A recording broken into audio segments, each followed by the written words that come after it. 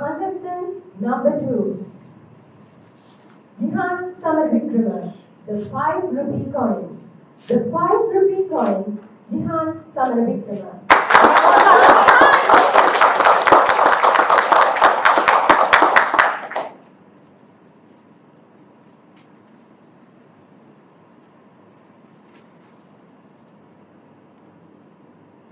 Horns blast from every direction.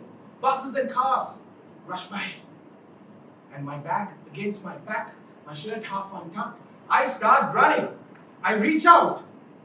My grip tightens. My foot lands in. And finally, I am inside the bus. 138. I buy my ticket and I ask for change. The conductor, with the full stench of beetle leaves and a grin on his face, says, "I will give it later." That's 5 rupees I'm never getting back.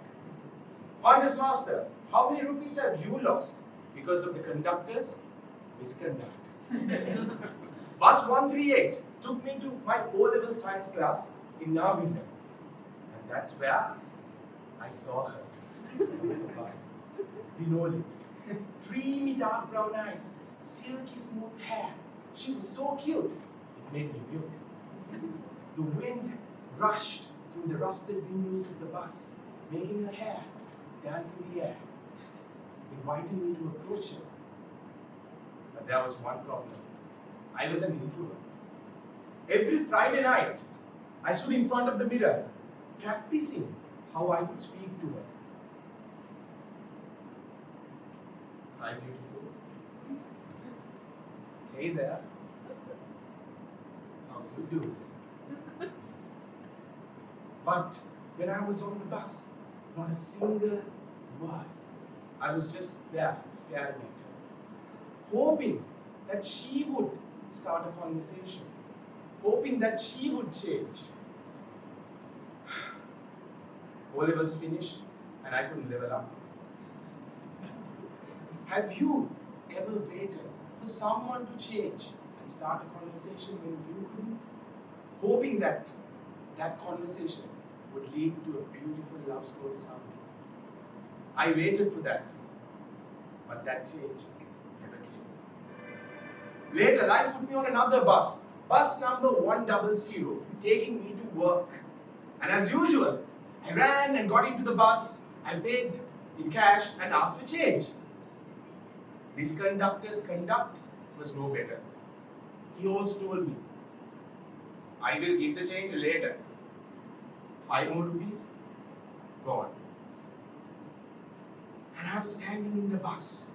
It was packed, shoulders pressed, and I was barely holding on to the pole and the bag in my hand. And in this point of my life, I was overwhelmed. I was sweating just by existing. I was struggling just to stand. And at that moment, a drop of sweat started coming down from my forehead, past my ear, all the way up to my chin, about to drop. My hands were trapped, no space to move, no way to wipe. I panicked, and the drop of sweat dropped right onto the person below me. Gross, right? Imagine how he would have felt. That drop of sweat was a reminder how bad my health has become. It wasn't just mere drop of sweat. A dream figure, a good health, was a dream to achieve. But life got complicated. Bills started coming in. Belly started going out. My friends called me fat. I ignored them because I was bigger than that. My doctor told me, "Son, you have fatty liver, grade 2. If there are no changes in your lifestyle, it might even lead to cirrhosis." I didn't know what to do. I wanted to change my lifestyle, but nothing happened. I waited, hoping that the condition would go away. But that change never came. It was the same bus that took me to the company that made soft drinks and ice cream. Sweet, right? Well, it was. Until it wasn't. I joined the marketing team expecting colors, campaigns, creativity, but I was stuck with emails, Excel sheets, exhaustion. And I had a boss who held me responsible for everything that happened at the office. Gihan, why didn't you send the emails on time? Gihan, why is the car park full? Gihan, why is the water filter empty? Empty was exactly how I felt when I was working there. Because there was no growth. I was stagnant. My manager did not care about my progress. But I thought, maybe one day I will get exciting campaigns to work on. 2 years later, that change I was expecting did not come. Have you ever waited for your boss or your company to give you opportunities so that you could expand yourself?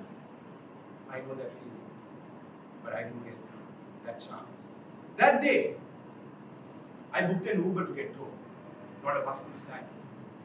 And the Uber person called me. Hello sir, I'm from Uber. Ah, you're already here to pick me. Not pick me, Uber. I was frustrated. I got in the Uber and then he dropped me home. And as he dropped me home, I gave him cash. And he looked at me and said, sir, I don't have change for you. I was furious. Why does this keep happening to me? I blasted him. And he told me, sir, you can't always expect people to bring change for you. You got to bring the change yourself. And that's when he toggled to me.